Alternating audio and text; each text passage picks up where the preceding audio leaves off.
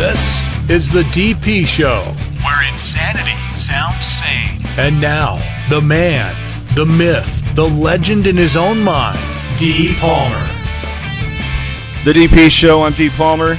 Slow news day in and around us, so I'm going to branch out and talk about something that just about everybody has some opinion on, has some familiarity with, and that is the 2012 presidential election. Romney, rather ironically potentially, was in Chicago recently campaigning against Obama. Started talking about how little he has done to help those who are on welfare. He said in front of a group of supporters, quote, "If I'm president, I will put work back in welfare," he told 150 supporters at Acme Industries manufacturing facility, and continued, "We must include more work in welfare.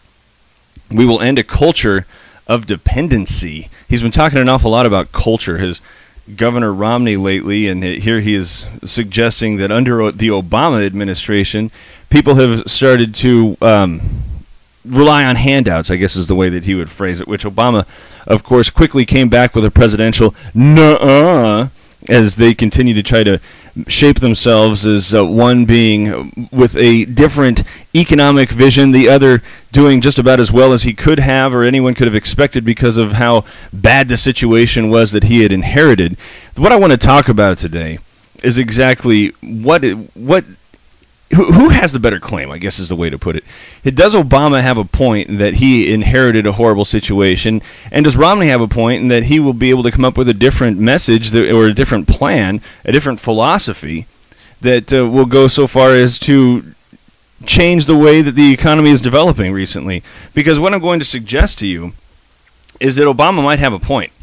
Obama might have a point, but his problem is he doesn't understand that he's doing the same thing that George W. Bush did, that Bill Clinton did, that George Bush did, that Ronald Reagan did, that Jimmy Carter did, that Gerald Ford did, that Richard Nixon did, that Lyndon Johnson did, John Kennedy, all right, all the way back to Eisenhower and Truman. Nobody has been doing anything any differently. And the biggest problem that we're facing right now is not necessarily with any particular candidate. Just to tie this up full circle, Romney is not suggesting he's going to do anything any differently than Obama would. Putting people back to work while they receive welfare isn't going to help anything. What these people need are jobs. What this country needs are candidates who would go so far as to divorce themselves from themselves and just allow the market or the economy, or however we want to phrase this, to allow industry to put people back to work, not to put people to work while they're receiving welfare, to eliminate the whole welfare thing and get people back to work. But the issue, the overall issue, the overarching issue that we need to overcome here is in that nobody knows anything differently than what all these past presidents have done. And that is why I suggest that a Romney administration is not going to look much different than an Obama administration, because you can go back the past generations of both citizenry and presidents and notice that they have been doing the exact same thing repeatedly over and over and ad nauseum. And what I want to show you is the reason for this. There's a good reason for it. People have been learning the same stuff at all of our colleges and schools for all these years, that they think that this is the only thing that could happen, that government stimulates growth through spending. You want evidence of that? Well, I'm going to go to a textbook that I have used when I teach American history since 1945. It's called Moving On. It's written by one George Donaldson Moss. And in it, he suggests that during the 1950s, which is regarded by every history text as this great affluent period for most Americans, he says that the reason for this is that first, Washington dispensed billions of dollars annually as welfare programs, Social Security checks, and payments to farmers. Or the first reason that he cites that the 50s were such an affluent period was because of, wait for it, welfare. Okay, now whether or not they're putting people back to work with that welfare, but welfare payments is one that he cites right there. That's his term. Social Security and payments to farmers. He also then goes on to say that Congress funded over half of the nation's industrial research and development, so more welfare, this time just academic welfare. During the 1950s, military budgets pumped $40 billion to $50 billion a year into the economy. Military industrial welfare is what we could call that. And the prosperity of many locales became dependent on government purchases or government payrolls. Municipal welfare. This is not an affluent society when the entire system is based upon the United States government writing big checks, either to individuals or to industries or to localities. This is not affluent. And this is the problem that we're running into. Every president that we have had since FDR, no, since Hoover, has gone on to suggest that the only way we can regulate an economy, the only way that we can make sure that everything is nice and peachy keen, is to make sure that the federal government has both its hands in as many issues as possible. And Romney is suggesting the same thing. The issue isn't whether or not people are going to be working when they're receiving welfare. The issue is people are receiving welfare, and that capital is being removed from potentially productive industry that could then employ those people. So then they wouldn't have to worry about working for their welfare. They would have jobs. They would be working. That is what we need to get back to try to make this a healthy economy. Now, it's probably sounding right now like I'm blaming Romney for this, and maybe I am to a degree. But the problem isn't necessarily with Romney. The problem is that Romney went to schools that taught this and only this, like I just read from this history textbook. What made for an affluent society? Welfare. Welfare did. Now, they're not going to call it welfare because this is defense spending. That's not a form of welfare. We're putting people to work. Great. Maybe we should have an industry that recognizes a need to manufacture defense stuff, and then that industry can then put people to work. Well, that's kind of what we're doing. We're just, cutting out the middleman. This is what we get into as crony capitalism, or who's going to be the one that's going to receive these lucrative contracts. Most recently, we're seeing it's Halliburton almost all the time during the George W. Bush administration, which incidentally had strong ties to Dick Cheney. Right? There isn't any free marketism in this when the government becomes this involved with its checkbook. All right? But he's going to credit as Moss between 1945 and 1960 this policy of doubling the gross domestic product. And despite enduring periodic recessions. Now, what's interesting is there's another school of economic philosophy, another school of thought that suggests that the reason why you go through these recessions or these booms and bust periods is because of governmental intervention. Because the government can't keep its hands out of things, it's going to artificially create bubbles in places in the economy or the market that is not sustainable. And that is what's going to cause these periodic booms when everybody feels like they have money growing out of a tree, and then busts when everybody feels like they need to jump off of some high ledge.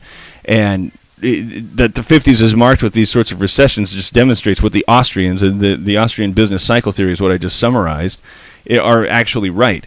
But just to finish with Moss, credit significantly enhanced consumer purchasing power. So this affluent society was created because not only was the government writing checks for everybody, but also people were paying for stuff with money they didn't have. Diners Club introduced the general credit card, and soon followed by American Express. Private debt within the affluent society climbed from $73 billion to $200 billion during the decade of the 1950s. I read that last sentence. Private debt within the affluent society. How can one be considered affluent when they're purchasing everything with debt? All right? This is the issue that we're trying to overcome. It is the expectation, I should say, from the academics on down and being propagated by political candidates. I almost said presidential candidates, but this is what everybody suggests, that there are two ways to wealth. One, borrow money and spend it. Two, take money from the government. Just like in the 1950s, Shazam, we are now affluent. Now, you might be thinking, Palmer, you just chose a book that said everything that you want to because that's the way you roll. Well, you're wrong, friend, because here's another one. This one was written by James A. Henretta, Rebecca Edwards, and Robert O. Self. It's called America, A Concise History. When he goes to the affluent period of the 1950s, I should say the first thing they cite is the formation of a World Bank and the International Monetary Fund at Bretton Woods. What can you do with that? You can regulate economies and make sure that currencies are stable. Again, go back to the Austrians. If you start putting your hands in that sort of mess, what you're ultimately going to wind up with are booms, busts, bubbles, and burstings. What they rather hilariously call this, though, was, quote, the chief idea of Bretton Woods system was to make American capital available on cheap terms to nations that adopted free trade capitalist economies. This is not free trade. Currency is not regulated in a free market system because it's going to be moved about as the market would suggest that freely. That means if it gains value, if it loses value, that's what's just going to happen because of the nature of trade, not necessarily because somebody is suggesting and insisting that that is going to be the value of that dollar per se. These guys also go on to say that defense spending employed 3.5 million Americans in defense-related industries, entered into long-term relationships with the Pentagon. A permanent mobilization took hold because of the Cold War, which made this necessary and thus employed 3.5 million Americans. And 1 American in 7 owed his or her job to the military-industrial complex by the 1960s. And they don't go so far as to talk about the credit to a degree, but that these people owe their jobs to the United States government is how is that any different necessarily than somebody just taking a check and then maybe going out and digging a hole? Or how is this any different than FDR's programs?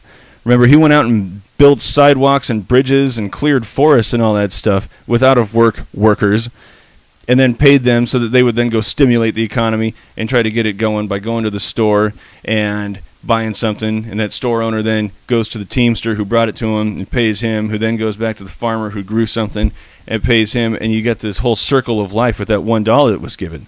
That's essentially the same thing. We've been stuck in the same economy that Roosevelt gave us.